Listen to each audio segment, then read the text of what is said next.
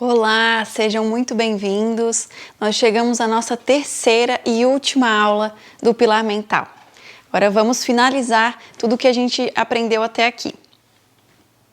Hoje nós vamos ver então quais são os aspectos psicológicos da arbitragem de futebol, os mais importantes, que são a motivação, a autoconfiança, a ansiedade e o estresse. E no final nós temos algumas dicas também do que vocês já podem começar a fazer a partir do curso de arbitragem. Então vamos começar pela motivação, Se a gente vê no nosso dia a dia, no Instagram, por exemplo, todo mundo tem alguma frase motivacional, Todo mundo coloca lá, muitas vezes, que não é a motivação que vai te fazer, ter uma rotina saudável, vai ser a disciplina, Todo mundo tem alguma questão ali que vai chamar a atenção e que faz sentido, Mas, infelizmente, a motivação não é algo tão simples, A motivação tem muitas teorias e é algo muito complexo, Tem muitas definições também. Aqui, para a gente entender rapidamente, eu trouxe essa seguinte definição: é a direção e a intensidade nos nossos esforços. O que quer dizer isso? Você que gosta de futebol, gosta muito de futebol e quer entrar no meio. Então isso direcionou a você a procurar o curso de arbitragem. Então essa foi a direção que você teve. E a intensidade está relacionada com quanto você vai se dedicar para esse curso.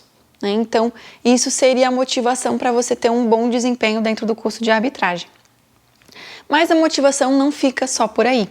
A gente precisa entender que tem muita coisa envolvida, porque não é só eu chegar aqui e fazer uma palestra motivacional, mostrar um vídeo emocionante que vai funcionar, Não vai funcionar por muito tempo, Isso não vai ser duradouro. Então, o que a gente precisa entender é que a motivação é algo muito mais complexo do que só se esforçar e tentar ter uma rotina saudável, Não é só isso. Então, tem a teoria da autodeterminação, Os autores dessa teoria entendem que a motivação ela não está ali sozinha, Ela precisa ser superada a partir de 3 necessidades essenciais. Então, ela está centrada em 3 habilidades psicológicas básicas. A necessidade de autonomia, então eu me senti, principalmente na atividade física, eu me senti autônoma, eu consegui realizar aqueles exercícios ou aquela atividade. A percepção de competência, então eu sou capaz, eu consigo realizar esses exercícios ou essa atividade, e a necessidade de pertencimento. Então eu me sinto parte daquele grupo, ou por exemplo do curso de arbitragem, ou do quadro de arbitragem da Federação Catarinense. Então esse sentimento de pertencimento, de competência e de autonomia vão fazer você desenvolver a motivação intrínseca, que é o que a gente vai ver a partir de agora. Então, dentre as inúmeras teorias sobre motivação, eu já comentei a teoria da motivação, a autodeterminação, e agora a gente vai entender um pouquinho como seria essa motivação ideal. Então, nós temos a motivação intrínseca e a motivação extrínseca. Na motivação intrínseca, é algo que está dentro de mim, algo que eu sinto. Eu tenho um movimento espontâneo para ir em busca disso, Eu sinto prazer, eu sinto alegria e satisfação. Então, eu tenho um movimento espontâneo em busca de novidades ou de desafio.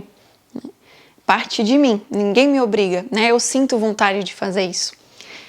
O interesse pessoal pela prática da atividade, Como eu falei, não é o meu pai que está me obrigando, não é meu esposo, não é meu marido, ou minha esposa, enfim. A prática da atividade gera satisfação. Ela por si só traz a satisfação e a alegria, o prazer pela prática. E esse tipo de motivação é o que traz maior probabilidade de persistência. Então, se eu estou na arbitragem porque eu me sinto satisfeito, eu sinto gratidão por estar ali, a probabilidade, a chance de você conseguir continuar e manter uma constância é muito maior. Então, por exemplo, experimentar sensações prazerosas de alegria enquanto aprende ou domina uma nova habilidade, então é pelo prazer de correr, pelo prazer de aprender uma nova técnica, uma nova regra. Agora, acho que talvez vai ficar um pouquinho mais fácil de entender quando a gente percebe o que é a motivação extrínseca. Então, é uma motivação que está fora de mim. Ela não é interna. Então tem um movimento em busca de uma atividade por conta das consequências geradas por ela. um prêmio, um elogio, né? Então ela está fora. As recompensas do ambiente reforçam a prática. Então, receber uma medalha, receber dinheiro, receber elogios, como eu falei, a satisfação é gerada pelas consequências da prática da atividade e não da atividade em si. E tem maior probabilidade de desistência, porque eu não tenho um domínio sobre essa motivação, né? Se não tiver esse prêmio, se não tiver esse elogio, será que eu vou me motivar? Então, ela é importante, mas a gente não deve focar só nela. A gente precisa ter um equilíbrio entre a intrínseca e a extrínseca. Ficou claro até aqui? Depois, nós temos a autoconfiança, né, que também precisa ter um equilíbrio, né, porque uma autoconfiança demais pode me prejudicar, assim como autoconfiança de menos. Né? Mas vamos entender então o que é autoconfiança, que a Marion está falando. Né? É acreditar que você pode realizar com sucesso um comportamento desejado, ou seja, acreditar que você é capaz. Então, esse comportamento desejado, ele pode ser assertivo numa decisão, se recuperar de uma lesão e tomar, né, uma decisão assertiva, acertar um lance, né, ou qualquer outro tipo de comportamento. Mas a autoconfiança, ela é muito instável, né? Aqui eu trago a imagem do Wi-Fi ali caindo um pouquinho, porque ela precisa ter atenção, né? A gente precisa desenvolver e manter essa autoconfiança, porque ela pode ser instável, ela é uma habilidade psicológica, portanto ela pode ser desenvolvida e ela afeta diretamente o desempenho, né? Então, nem de mais nem de menos, a gente precisa entender qual que é o seu nível de autoconfiança ideal. Então, um estado de autoconfiança ou pode ser parte da sua personalidade ser muito estável, ou pode ser um traço, né? Então, quando a gente fala estado ou traço, quer dizer isso. Às vezes, hoje eu estou autoconfiante, mas não faz parte da minha personalidade, né? Então, isso pode variar muito. É capaz de produzir grande impacto no desempenho, no entanto, é frágil e requer um trabalho de constante manutenção. Então, não é porque você se sentiu autoconfiante num teste ou num jogo que isso não precisa mais ser olhado, né? Não precisa ter um cuidado especial. Não, isso precisa ser cuidado diariamente, constantemente. Então, as flutuações na confiança são responsáveis por ganhos e quedas no desempenho. E é por isso que é importante não descuidar dela. Então, é algo que a gente precisa ir desenvolvendo. E na psicologia do esporte, a gente tem algumas estratégias para isso.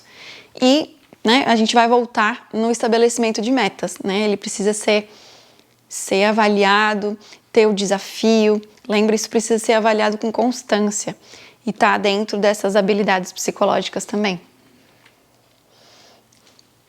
E agora eu quero chamar a atenção de vocês para uma dica infalível. Né? Vocês já devem ter visto por aí ou alguém comentado que tem uma dica infalível para acabar de vez com a ansiedade. Então, prestem atenção.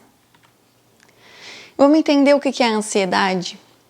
É um estado emocional caracterizado por nervosismo, preocupação, apreensão e está associado com a ativação ou agitação do corpo. O que isso quer dizer? Que é um estado emocional. A ansiedade é uma emoção, ou como alguns livros trazem também como um sentimento. Mas o que acontece é que todo mundo sente ansiedade.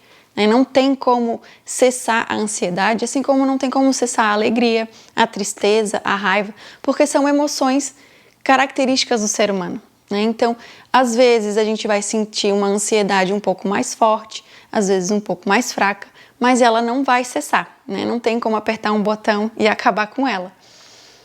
E como que a ansiedade pode aparecer? Como que a gente pode sentir? Ela pode aparecer nos pensamentos, então um nervosismo, um pensamento acelerado, muitos pensamentos ao mesmo tempo, uma preocupação excessiva e uma apreensão. Então está no campo dos pensamentos, da cognição. E também uma ativação física, um batimento cardíaco acelerado, uma ativação fisiológica percebida, a mão sua, ou sente muito calor, ou sente muito frio, dá uma dor de barriga, enfim, vários sintomas da ansiedade. Uma excitação do corpo também.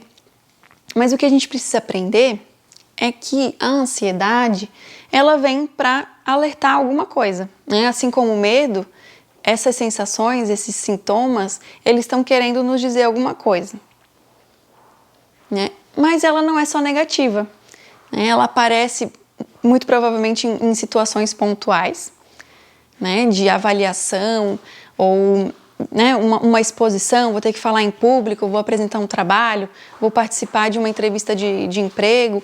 Essas situações geram ansiedade e são esperadas, né? É saudável. O que eu quero dizer é isso. São situações em que se espera, né? Sentir um medo, um frio na barriga, uma situação um pouco desagradável, mas que é bastante comum, né? Então a gente precisa aprender a interpretar a ansiedade de uma forma positiva, né? Que a ansiedade está preparando o meu corpo para uma situação importante. O que também a gente precisa ficar atento é que essa ansiedade que eu estou apresentando para vocês é a emoção que é esperada, que é natural, é saudável, né? A partir do momento que a ansiedade começa a prejudicar a sua vida, né? Você não consegue mais fazer suas atividades diárias, você não consegue mais trabalhar, tem prejudicado seus relacionamentos, tem que ser olhado de uma forma mais clínica, né? Tem que prestar mais atenção, porque pode vir a se tornar um transtorno, né? Então tem que tomar muito cuidado, mas precisa ser feita uma série de avaliações, né? Não é porque você não está dormindo, né, uma noite naquela semana você não dormiu tão bem, quer dizer que você tem um transtorno de ansiedade, né? Não é assim, precisa ter uma série de situações e uma constância, né? Mas é algo que é muito natural e todo mundo sente.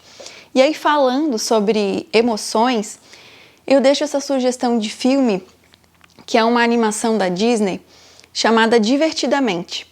Lá no Divertidamente a gente consegue perceber como que funcionam as emoções, né? O papel de cada uma delas e para que elas funcionam, né? Para que serve a tristeza? Por que a gente não gosta de sentir a tristeza, se ela tem uma função importante, né? Então nesse filme a gente consegue entender que a raiva tem uma função importante, assim como a alegria, o medo, a tristeza e o nojinho, né? Então fica essa dica de filme para vocês verem com a família, com as crianças, que é muito divertida.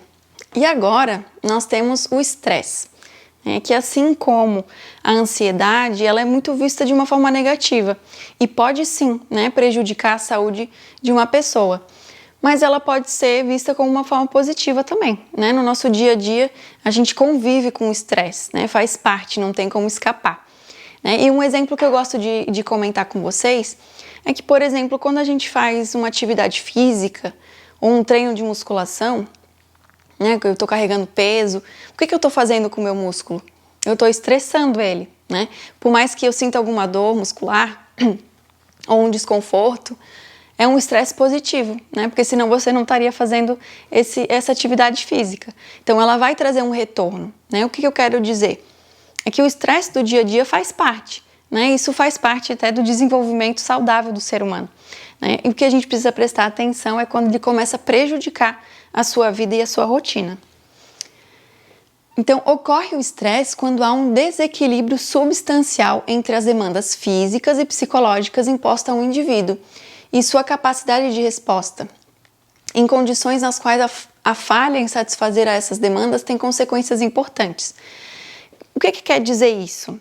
É que eu posso vivenciar situações estressantes e passar por elas numa boa, né? Eu acho que eu dou conta, eu estou acostumado, eu tenho repertório emocional para passar por esses estresses. Mas tem pessoas que não conseguem, né? E conseguem passar por estresses que eu não conseguiria, por exemplo, né? Então, cada indivíduo vai ter o seu limite e a sua forma de lidar com aquela situação estressante.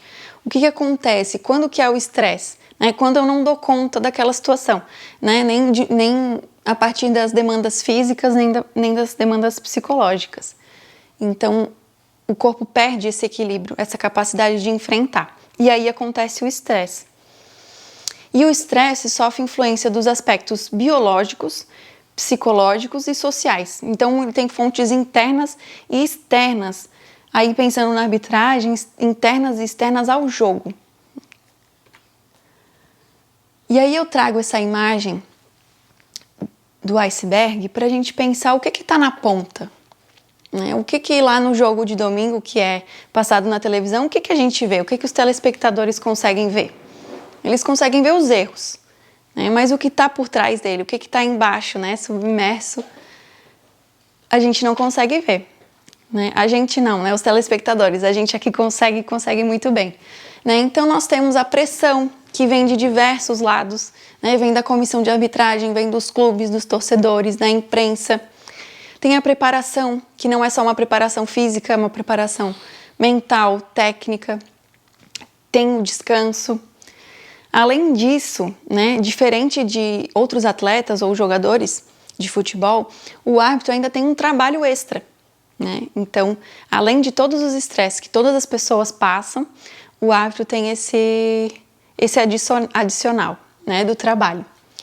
E aí, precisa também ter o tempo da família, que também em alguns momentos gera um certo estresse, né? E aí, juntando tudo isso, eu quero dizer para vocês que o perfil, né, o árbitro de futebol, ele tem características que são suscetíveis a gerar esse estresse ocupacional, né, a tornar esse estresse um pouco mais desequilibrado.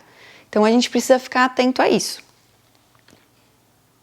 Então, é importante lembrar que o estresse é um processo de adaptação do organismo diante de um estímulo que significa um desafio e que demande de recursos além das possibilidades do indivíduo, sendo, portanto, uma possível ameaça ao seu bem-estar. Logo, o estresse não deve ser visto como algo ruim, mas como um processo de adaptação e de busca do equilíbrio perdido no enfrentamento do estressor. Todavia, quando crônico, pode levar o organismo a um desgaste excessivo.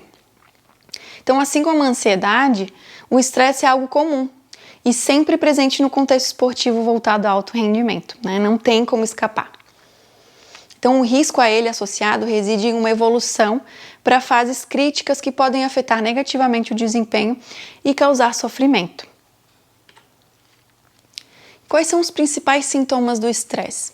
Então, a gente tem sintomas do campo emocional, físico e cognitivo, né? O que seria esses sintomas do estresse no campo cognitivo, né? A gente está falando sobre memória, percepção, concentração, né? Então são preocupações excessivas e constantes, é uma ansiedade ou um pensamento acelerado, são dificuldades de concentração e memória, né? Isso a gente pode ter normalmente no nosso dia a dia e não tem problema nenhum, né? O que a gente precisa ficar atento a essa frequência e essa junção, né, de tantos sintomas num período só. Então, no campo físico, nós temos dores, que podem ser dores de cabeça, estômago, gastrite ou dor no peito. Baixa imunidade, então se você fica frequentemente resfriado, fica frequentemente doente, sente que a saúde não está legal, isso pode ser um indício de estresse excessivo. Náuseas, tonturas, sudorese excessiva, problemas hematológicos, né? Isso tudo precisa ser avaliado. E aí do campo emocional, muita oscilação de humor, irritabilidade, agitação, incapacidade de relaxar, sobrecarga, sentimento de solidão e isolamento e uma infelicidade geral, né? Então, a gente precisa ficar atento a esses sintomas para que não prejudique a sua saúde e também o seu desempenho. E agora eu trago para vocês algumas ideias do que vocês já podem começar a fazer para melhorar o desempenho, para melhorar a sua saúde emocional, sua saúde física e evitar a ansiedade e o estresse exagerado, né? Então, a planilha de controle de treinamento que a gente viu na aula passada, você já pode começar a colocar em prática. Nós temos aplicativos de celular, né, como, por exemplo, o Mindfulness, os jogos cognitivos, são ótimas estratégias para treinamento mental. E aí também, né, como falei do treinamento mental, a gente está treinando o nosso cérebro. Então, assim como os nossos músculos são treinados, né, o nosso cérebro também precisa ser treinado. Então, você pode estimular sua mente com jogos, palavras cruzadas, xadrez, quebra-cabeça, jogos de memória. São ótimos aliados para esse desenvolvimento cognitivo.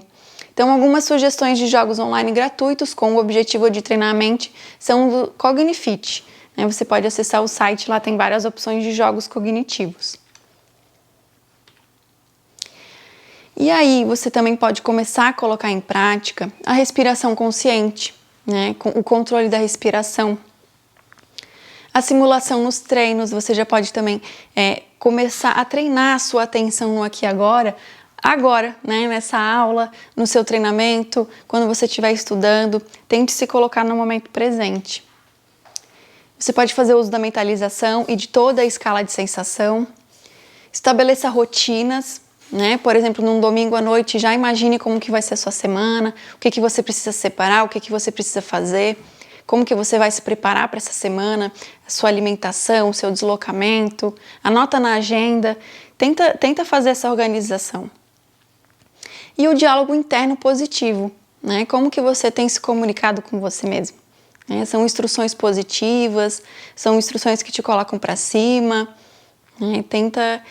Tenta fortalecer esse pensamento positivo. E também o foco na tarefa e não no resultado. Lembra da última aula? A gente precisa ter o foco na tarefa, né? Isso vai ajudar a diminuir um pouquinho a ansiedade e focar naquilo que pode ser feito no momento. E agora eu vou deixar essa atividade para vocês, né? Se vocês quiserem dar uma pausa aí na aula para tentar encontrar essas 10 palavras no caça-palavras. Então nós temos a respiração, a mentalização, a visualização, eficácia muscular, a atenção, a concentração, a comunicação, o trabalho em equipe e a tomada de decisão. E isso tudo, lembram? É o ciclo da autorregulação. Então vamos ver em quanto tempo vocês conseguem encontrar essas 10 palavras. E a nossa aula fica por aqui. Eu agradeço a atenção de vocês, anotem suas dúvidas, anotem sugestões, né? Se tiverem vídeos também, podem me passar e a gente vai discutir na próxima aula. Então até quinta-feira. Obrigada, tchau, tchau!